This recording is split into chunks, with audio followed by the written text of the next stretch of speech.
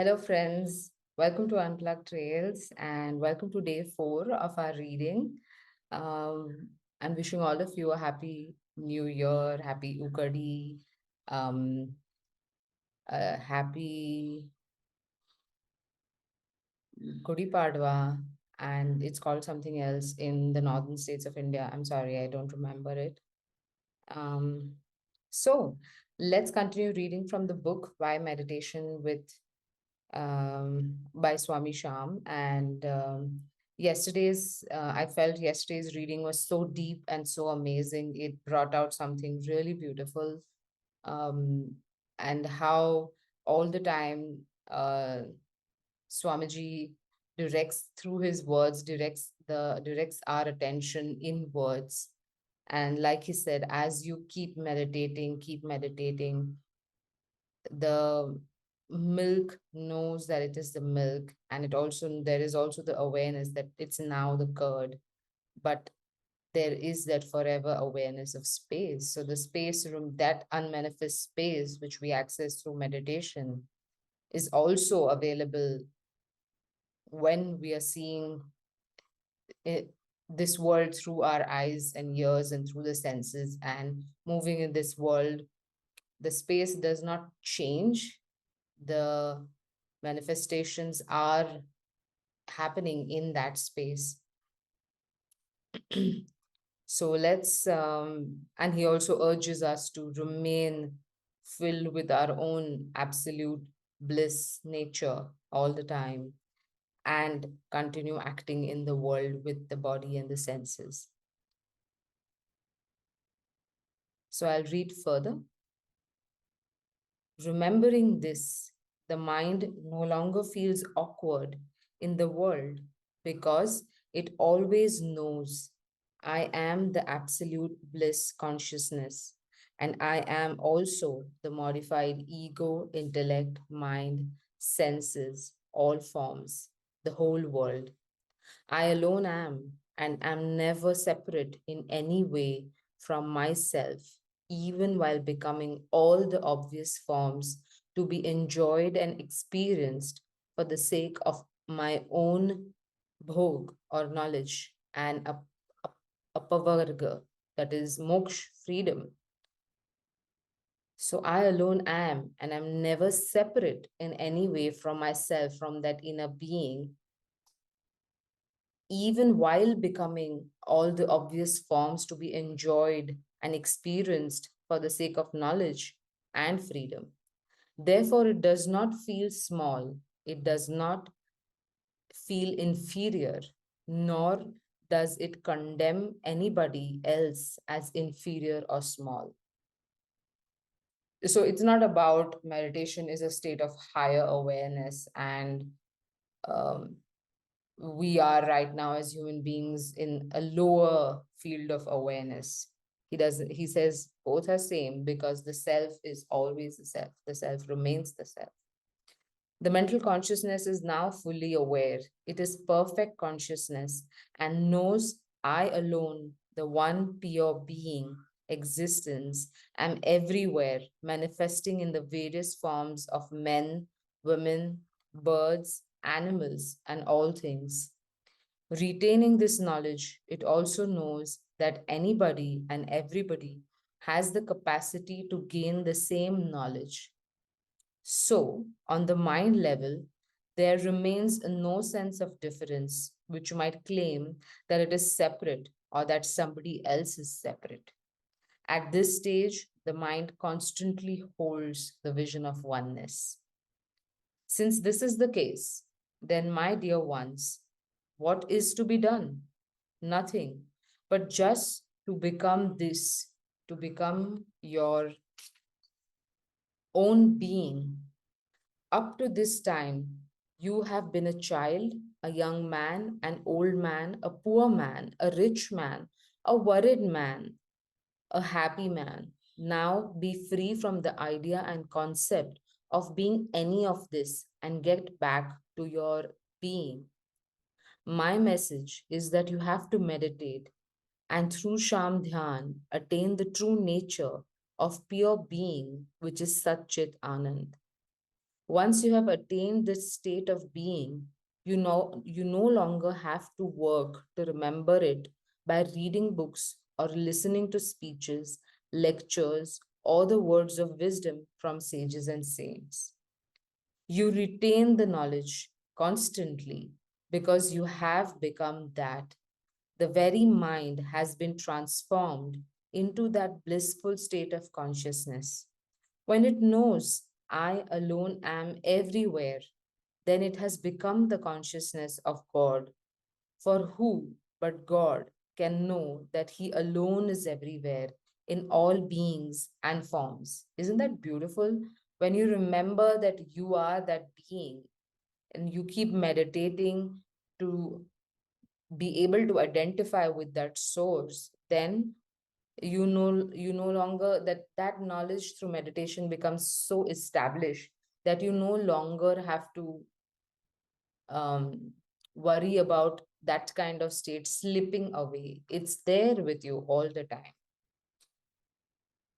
And then there's also the the idea that we live with, that I am this and you are not this, that also goes away because you alone are everywhere.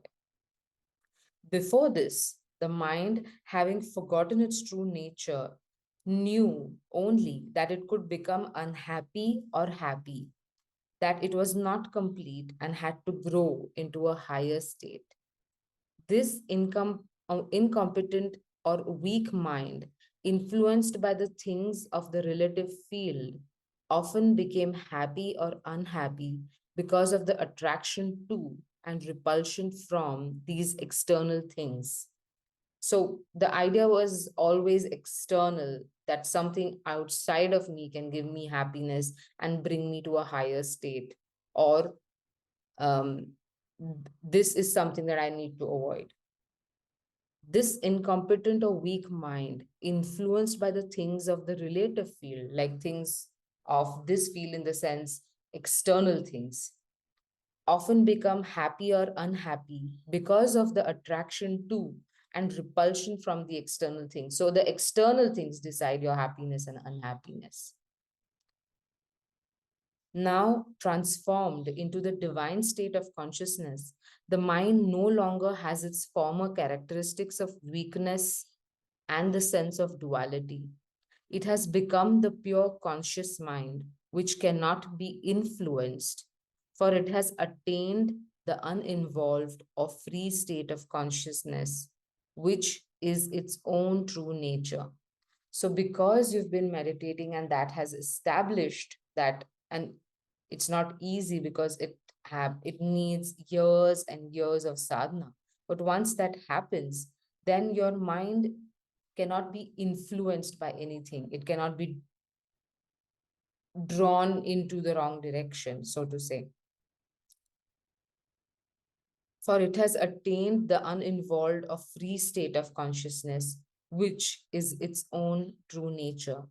Just as the lotus flower sitting in the water remains unaffected by the fluctuating temperature of the water, so the pure conscious mind will not be covered by the influences or effects of the relative world that is outside of him, external world, although it will retain its full capacity to function as mind. So many of us think that meditation is only for those people who are alone in life, who are suffering from some disease, or who need some extra special skills to focus a lot. It's not for common people. They think that, I mean, I remember talking to people and they're like, why do I need meditation? I don't need meditation. Everything is going well in my life. Um, and here he gives such a beautiful example that you are functioning in this world externally in your full capacity. The meditation or knowing of that uninvolved being, that state, does not incapacitate you from moving on in the world. But it's just like that lotus flower, which remains unaffected, which remains, it does not sink down if the water, the leaves of the lotus flower also have a wax coating. So the leaves always float up. So you remain like the lotus flower sitting in the water, which is unaffected by the fluctuating temperature of the water. So the pure conscious mind will not be covered by the influences or effects of the relative world, although it will retain its full capacity to function as mind. The absolute, as absolute consciousness, has no way to know its own true nature as contained in things, even though they are its own creation. With the creation of the mind and the senses as its own vehicles, it became able to record the knowledge and tastes of the world. Once this mind has seen its true nature, the divine being, it manifests again into mental consciousness so that it now has a double nature, divine and worldly. Thus, it is able to experience its divinity constantly while simultaneously experiencing the mundane or gross nature of tastes and colors of its own worldly creation.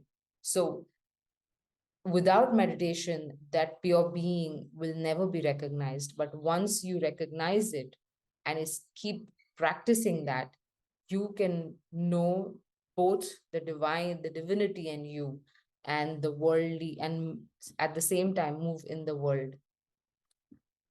The consciousness of this mind, imbued with its own true nature, is called perfect consciousness, cosmic consciousness, or pure consciousness.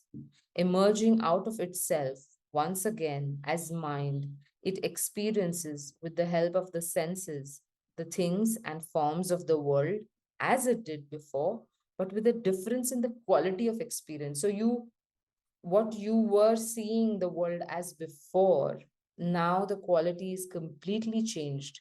You see the same world, but the way you perceive it is totally different.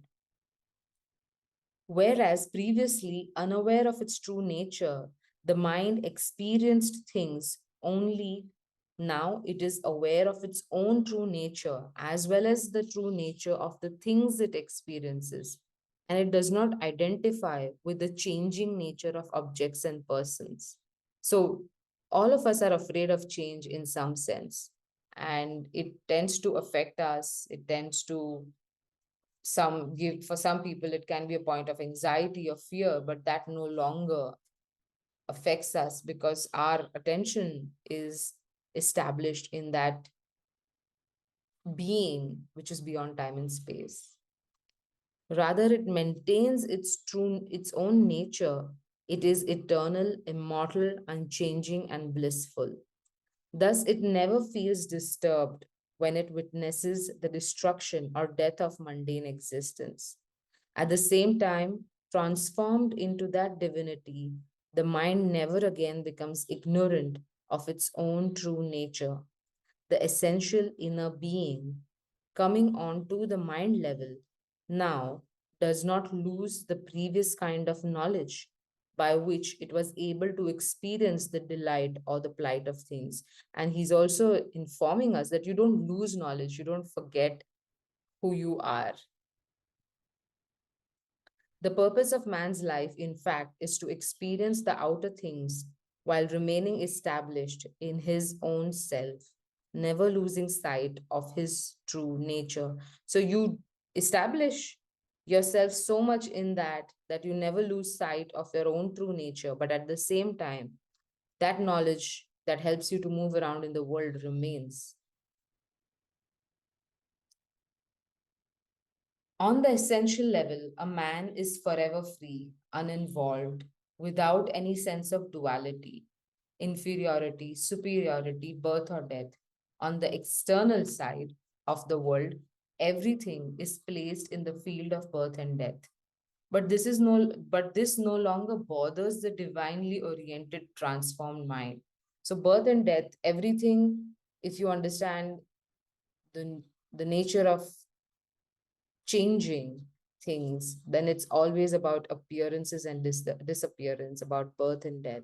But once this no longer bothers the divinely oriented, transformed mind, it knows that its own true nature and the nature of all things are one.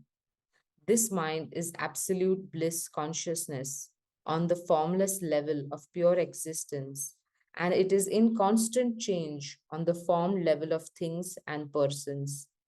Remaining forever free from doubts and questions, it becomes the doubtless, questionless, formless, and egoless state of consciousness. This is the worldless state of consciousness, the highest state of man's evolution, and its attainment is possible for everyone through Sham Dhyan. This is also the state of Yogastha Kuru Karmani, as described in Srimad Bhagavad Gita, the song Celestial. There it is written, Yogashta Kuru Karmani Sangam Tyaktva Dhananjay Siddhya Siddho Samo Bhutva Samatvam Yoga Uchate. Here, Arjun, the representative of humanity, asks, how shall I act so that the result will not bind me in happiness and unhappiness, weakness or strength, boastfulness or humility? Please let me know the way. I think that here on this battlefield, if I kill my kith and kin, I will be committing a sin and will be doomed forever. Therefore, I will be affected. Yet, if I do not kill them, those who are helping me will be wiped out of existence, and again I will be affected. Krishna, you are my friend, my guide, a great philosopher, and a person of immense knowledge. Please let me know the technique which will assist me to remain uninvolved, yet capable of acting decisively for victory and success. Then Krishna spoke, Arjun, you cannot act without involvement if your mind is not established in yogastaha, the state of divine consciousness. Established only in the state of duality, the mind is bound to be influenced by loss and gain, by death of a relative, or birth of a child to one's relation. One is bound to be affected and to become either happy or unhappy. You seek the state of mind which is unwavering and totally free from the impacts of happenings in the relative field of existence. To achieve this state, you will have to unite with your own true nature, Sat Chit Anand. So, this is essentially the whole um, crux of Bhagavad Gita, where Arjun is asking him the essential question. But at this time, as a human being, you cannot understand or grasp Sat Chit Anand, just as the wood cannot grasp what fire is, nor a bird on its feather or a body level grasp that it is nothing but dynamic flight. So, man, remaining as human consciousness on the mind level, cannot grasp that he is a true yogi, God Himself. He cannot grasp that pure existence, pure consciousness, and pure bliss are his own original characteristics, which means that the self never dies, never kills, and never becomes bound. Thus, Arjun, you will have to become yogastaha. When you practice meditation, you attain the state of yogastaha. Unity with yogastaha means unity with your true nature. Then, after that, Kuru Karmani, perform action. There will not be any attachment to the result, and mighty acts produce mighty results. However, if you keep pondering over whether the action is going to be successful or not, whether you're going to be victorious or not, whether your own people are going to be killed or not, whether you're going to be, whether the enemy is going to be killed or not, then you will remain doubting consciousness and the action will not be powerful. In order to make the action powerful, you have to be yogastaha, that is united with your own self. Beautiful. Then, free from the idea of success or failure, you will remain in equanimity because you will know that you are the blissful Lord, pure existence, pure consciousness, eternal, undying, and immortal. And simultaneously, you will know that you alone are all this material existence, which is constantly changing. Beautiful. He's saying that you are that unchanging, but at the same time, you're also all this changing field. Having been placed in the time and space dimension in order to play on this earth as a human being, you will still know I am that. All this is that. My action is that. And the results of my actions are also that. This good or bad result, whether of victory or defeat, happiness or unhappiness, also belongs to me.